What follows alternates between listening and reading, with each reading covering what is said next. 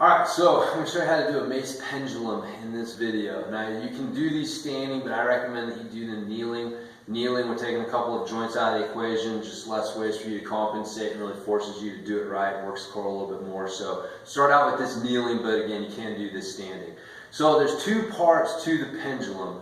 And so it's not the pendulum, but I'm just going to group these two things together. So when you see this on the program, this is what I'm wanting you to do, which is to work on the front of the Mace 360, so get a good strong feeling for what the front should feel like, and also working on this pendulum in the back. So to work on the front side, you're going to get your mace set here. Now I want your shoulders set down and back, really driving your knees heavy into the ground. You got your hips and your core engaged. I got my hands in front of my belly button. I don't want them below my belly button. I don't want them up in my chest. I want them right here in front of my belly button. So good strong position here. Now once I've done that, what I'm going to do is I'm going to grip and really crush the mace handle with my bottom hand.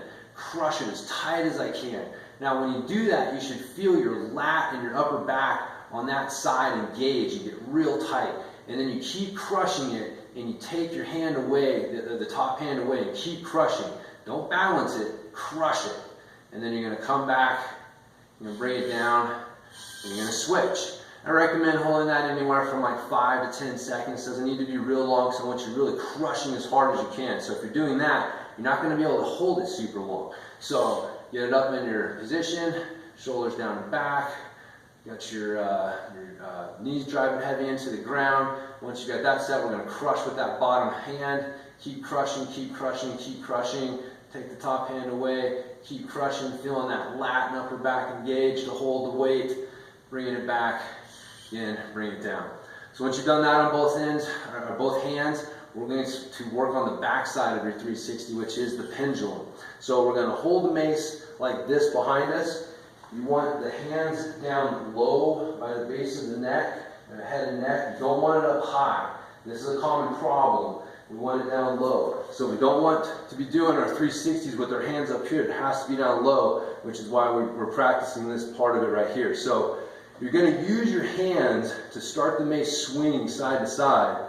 But once you feel it swinging, you're going to start seesawing your elbows. I'll show you from the side here, but it's basically letting my upper chest, my T-spine, start to rotate. My shoulders are moving forward and back along with my elbow seesawing there, and that is what is actually getting the mace to pendulum.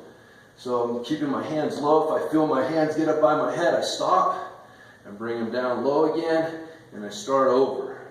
So again, you can see I can look over my shoulder and see if I can find the mace head. I'm not looking under my armpit, I'm looking over my shoulder, looking over, letting my elbow seesaw.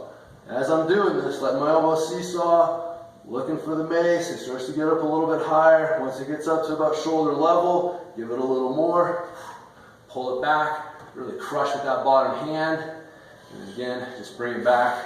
You can practice. I'll show you from the side here so you can see those elbows seesawing. Again, my hands start, but real quickly, I start looking over my shoulder and letting those elbows seesaw forward and back. We're connected together. So one's moving forward as the other moves back. Now if I try to do this without letting that happen, this is no good. You see it gets locked up real quick. I can use my hands, but that's not smooth. That's not going to get what we want. This is going to let it come up, come up, come up, boom, pull it over. So that is how you do a good pendulum. Again, just focusing on getting that feeling for holding it with your lats in the front and letting it pendulum, right? We want it to have a little arc where it's coming down, it passes down low by the base of the head and then comes back up. And so that movement right there, letting the upper back, our upper chest here rotate. It's this movement right here ultimately that's doing a lot of it. So letting those elbows seesaw as you're doing it and just being aware of not letting your hands creep up high. So definitely a lot to think about, but that's why you just want to play around with it. Again, just set a clock for like a minute, play around with it, then switch which hand's on top and play around with it. But yeah, just get a feel for it and it'll definitely help you do your Mace 360s better.